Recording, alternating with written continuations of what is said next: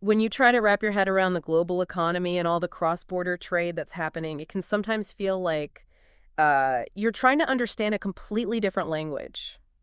Today, we're going to try and act as your translator. That's right. There's just so much information flying around, and our aim is really to distill it down to what really matters regarding a major recent announcement. And that announcement, as you probably heard by now, involves President Trump declaring a national emergency concerning foreign trade and, well, imposing some significant new tariffs. What we're going to do today is focus exclusively on the official White House document that lays all of this out.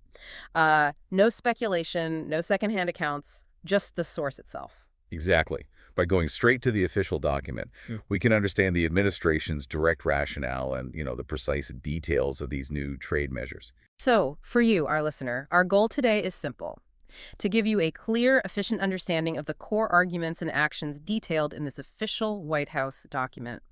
Consider this your express lane to being well-informed on a development that could have pretty significant ripple effects globally. Okay, so let's unpack this. President Trump has declared a national emergency related to foreign trade. What are the fundamental reasons cited in this document for taking such a, well, significant step? The document lays out a few key interconnected reasons. Primarily, it emphasizes the need to significantly enhance the United States' competitive position in the global economic landscape. Okay. Beyond that, there's a strong emphasis on safeguarding American sovereignty. Hey. Perhaps most significantly, it argues this action is crucial for bolstering both our national security and our economic security. These three objectives, they really form the foundation of the entire declaration. Right. And a central concern that seems to be driving this declared emergency is the issue of trade deficits. The document dedicates a good amount of space to the negative impacts of these persistent deficits. What are the key consequences the document highlights? Well, what's particularly striking is the direct connection the document draws between these ongoing trade deficits and some quite serious economic and security vulnerabilities. It contends that these deficits have led to a hollowing out of American manufacturing. And this isn't just about factory closures. It also suggests a weakening of the incentives for investing in cutting-edge domestic manufacturing capabilities, which, has broader implications for our long-term innovation and economic dynamism. It sounds like the underlying worry is that we've become maybe overly dependent on other nations for essential goods? Yeah, precisely. The document explicitly states that these deficits have made our critical supply chains more fragile and susceptible to disruption. Even more concerning from a national security perspective is the assertion that this reliance extends to our defense industrial base, potentially creating a dependence on foreign adversaries for vital materials and components. That's a sobering thought, definitely. Now, to address this declared national emergency, the document mentions that President Trump is invoking a specific piece of legislation, the International Emergency Economic Powers Act, or IEEPA. Could you give us just a little background on this act and why it's being used in this specific context? Sure. The International Emergency Economic Powers Act of 1977, IEEPA. It's a law that grants the president significant authority to regulate international commerce when a national emergency has been declared. Historically, IEEPA has been invoked in various national security contexts, giving the executive branch considerable power in economic matters during times of crisis. The White House document states that the primary justification for using IEEPA here is the perceived lack of fairness or reciprocity in our trade relationships with other countries. They specifically point to policies such as currency manipulation and what they term exorbitant value-added taxes, or VAT, imposed by other nations as major contributors to this trade imbalance. So the concern isn't solely about the volume of goods moving in and out, but also about what are seen as unfair practices that give other countries an advantage. Exactly. The argument is that these non-reciprocal policies create a fundamental disadvantage for American businesses and play a significant role in the persistent trade deficit. Okay, so the response to this declared emergency and these perceived unfair practices is the implementation of new tariffs. And it seems there's a two-part tariff structure being introduced. Can you break down how this will work? Certainly. The document outlines a two-tiered system. First, a general 10% tariff will be applied to goods imported from all countries. This is scheduled to take effect on April 5th, 2025. Okay, 10% across the board initially. Right.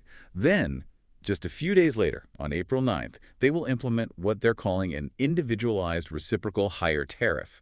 This higher tariff will specifically target goods coming from countries with which the United States has the largest trade deficits. Ah, so targeted increases for certain countries. Exactly. And all other countries, they'll still be subject to that initial 10% baseline tariff. And these tariffs don't sound like they're intended to be, short-lived measures. The document suggests they'll remain in place for a significant period. That's a crucial point. The document explicitly states that these tariffs will remain in effect until President Trump determines that the threat posed by the trade deficit Yeah. and the underlying non-reciprocal treatment has been adequately addressed, resolved, or mitigated. So yeah, there's no specific end date announced at this time. Now, the document also mentions a modification authority regarding these tariffs. That sounds like it could be quite significant. What does that allow for? Well, this provision grants the president the power to adjust the tariffs in response to the actions of our trading partners. So, if a country retaliates against these new tariffs by imposing their own on American goods, the president has the authority to increase the tariff rate on goods coming from that country. I see. That sort of countermeasure. Right. Conversely, if a country takes concrete steps to rectify their non-reciprocal trade practices and align more closely with the U.S. on economic and national security matters, the tariffs on their goods could potentially be lowered. It's designed to be both a deterrent against retaliation and an incentive for other countries to change their trade policies. So it's a system with both potential penalties and rewards sort of built in. Now, are there any categories of goods that will be exempt from these new reciprocal tariffs? It seems some exceptions are mentioned. Yes, there are several specific categories of goods that will not be subject to that individualized reciprocal higher tariff. These include articles already covered under a specific legal provision, 50 U.S.C. 1702b, which broadly relates to regulating transactions involving certain foreign countries during times of national emergency. Okay. Also exempt are steel and aluminum articles, as well as automobiles and auto parts that are already subject to tariffs under Section 232 of the Trade Expansion Act. Okay, so no double dipping on tariffs in those cases. What other exemptions are listed? The list also includes copper, pharmaceuticals, semiconductors, and lumber articles. Furthermore, any articles that might become subject to future tariffs under Section 232 are also excluded from these new reciprocal tariffs. And finally, certain raw materials like bullion, as well as energy and specific minerals that are just not available within the United States, are also exempt. That makes sense, especially exempting goods we can't produce domestically. Now, the document also specifically addresses the trade relationship with Canada and Mexico under the USMCA agreement. What's the approach outlined for our North American neighbors? It seems a bit different. Yeah, the treatment for Canada and Mexico is a bit more complex, as it takes into account existing agreements and other national emergency orders. The current IEPA orders related to fentanyl trafficking and illegal migration, those remain in effect and are separate from these new tariffs. Right.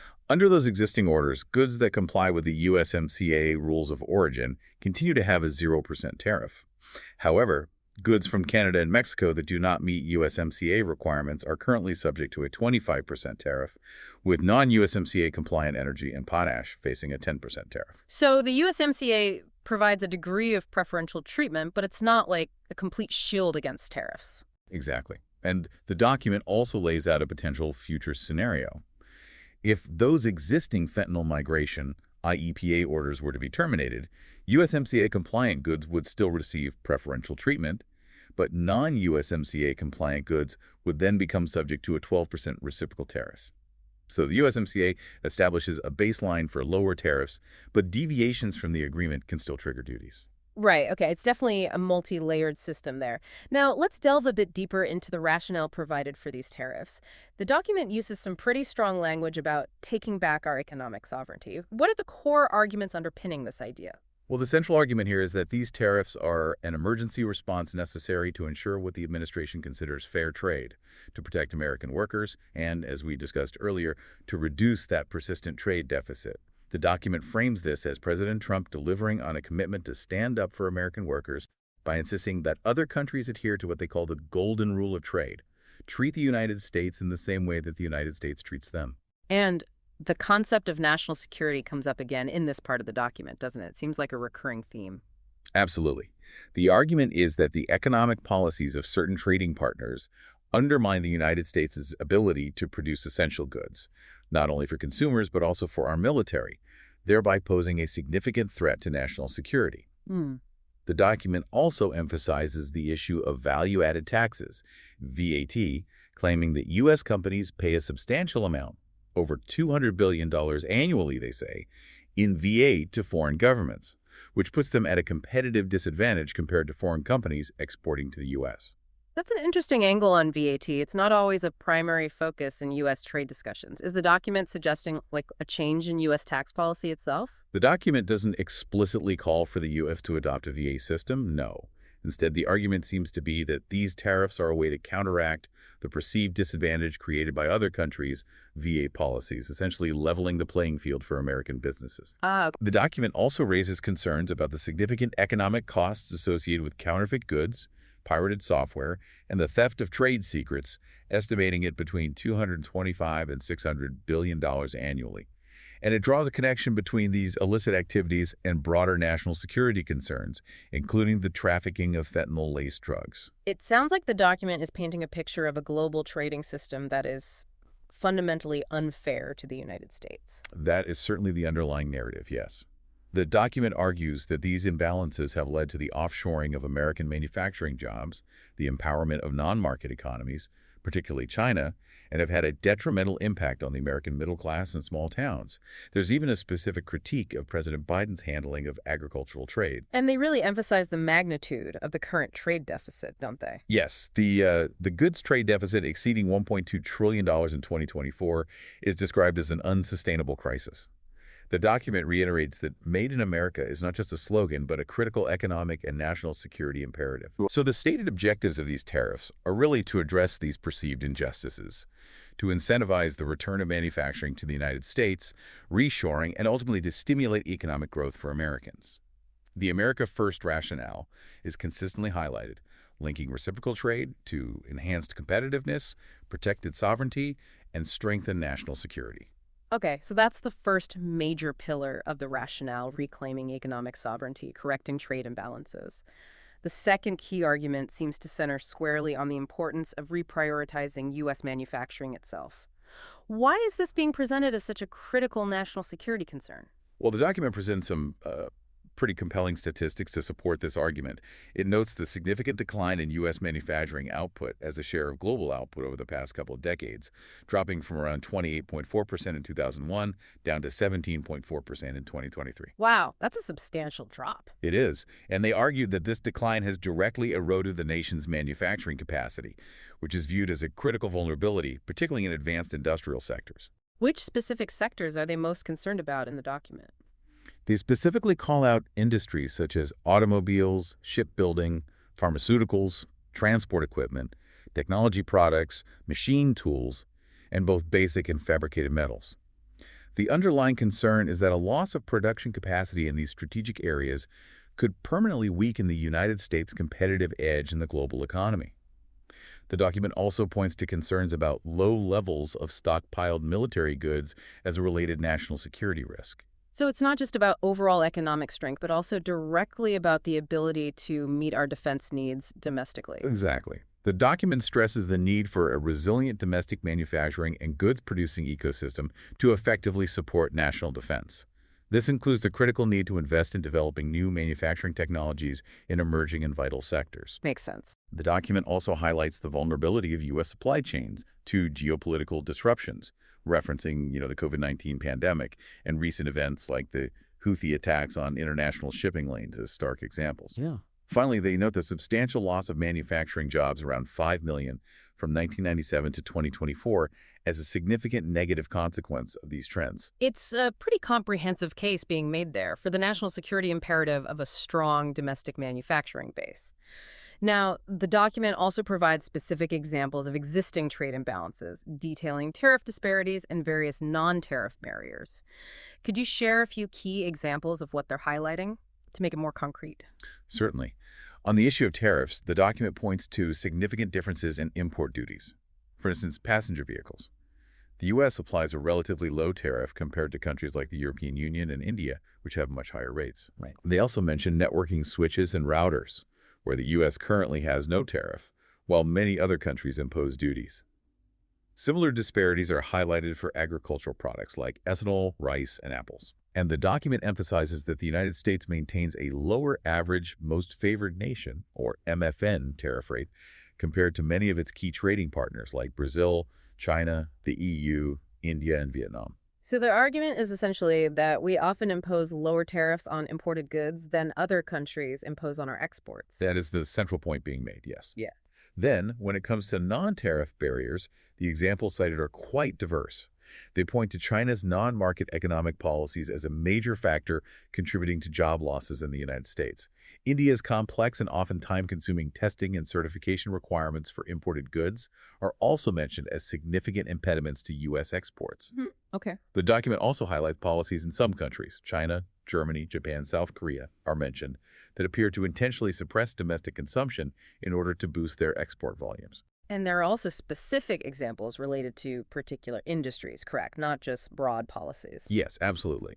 The document mentions restrictions on the import of remanufactured goods in several countries like Argentina, Brazil, Ecuador, Vietnam. It calls out the United Kingdom's restrictions on U.S. beef and poultry that they claim are not based on scientific evidence. Okay. Indonesia's requirements for local content in certain products, Argentina's ban on imports of live cattle from the U.S., South Africa's restrictions on U.S. pork and poultry. They even highlight non-tariff barriers in Japan and South Korea that they argue put U.S. automakers at a disadvantage in those markets. The document is careful to distinguish between these monetary tariffs and the various non-monetary barriers to trade. It's a substantial list, definitely suggests a wide range of perceived unfair trade practices that the administration is aiming to address with these measures. Now, a central theme that seems to run throughout the document is this concept of a golden rule for our golden age. What's the core message behind this phrase as it's presented? This essentially encapsulates the overarching philosophy driving these trade policy changes. The document asserts that access to the American market is a privilege, not a right, and that the United States will no longer prioritize the economic interests of other countries in international trade at its own expense. Okay. These reciprocal tariffs are presented as a key promise made to voters and now being fulfilled. So it's framed as much about fulfilling a political commitment as it is about purely economic considerations. The document certainly frames it in that light, yes, stating that these tariffs are a critical component of a broader plan to reverse what they view as economic damage and usher in a new golden age for the United States. They also explicitly connect these trade measures to other elements of their economic agenda, such as efforts to enhance energy competitiveness, implement tax cuts, and reduce regulations. Right, connecting the dots there. Finally, the document directly addresses the question of whether tariffs are actually an effective tool, presenting various pieces of evidence, studies, and so on to support their intended positive outcomes. What are some of the studies and reports they cite in this context?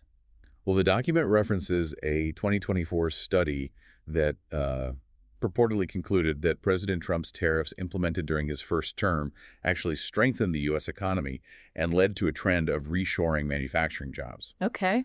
A 2023 report by the U.S. International Trade Commission is cited as finding that previous tariffs, the Section 232 and 301 tariffs, reduced imports from China and stimulated domestic U.S. production with, they say, minimal impact on consumer prices. Interesting.